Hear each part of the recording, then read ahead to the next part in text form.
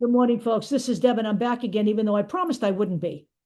But there is some information that must be gotten out to you folks about the big, ugly budget bill. So we know Donald Trump lied when he was running for office, when he promised he wouldn't touch Medicaid, because he has touched Medicaid. And no matter how much he tries to say that he didn't make any significant changes, when you are taking 15 million people off of their health insurance, people who need this help the most, elderly people, children, and veterans, you are making significant changes to their lives, okay?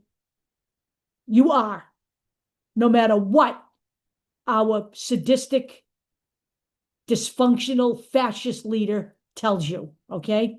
But there's another lie he told. He promised he would not touch Medicare. And indeed, it's not even mentioned in this bill. There's no line item cuts. There's nothing that you can actually see. But Democratic Representative Brendan Boyle revealed something today that came from the Congressional Budget Office. There is this statutory pay-go, which means pay as you go, which requires that tax cuts and spending increases must be offset so that they do not contribute to the deficit. So that means at the end of the year, if congressional legislation has violated this statutory pay-as-you-go law,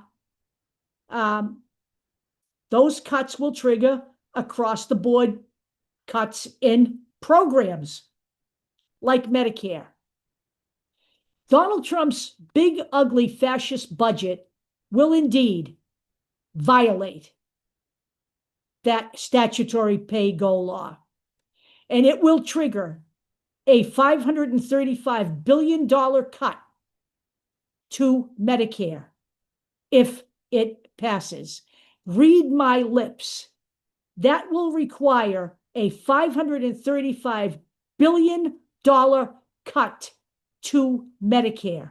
So it is not just Medicaid, it is also Medicare, without it even being mentioned in the bill, because there is a statutory pay-as-you-go law in effect that requires that, say, tax cuts to billionaires be offset by screwing over the average American.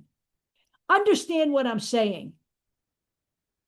This budget bill will cause people on Medicare pain.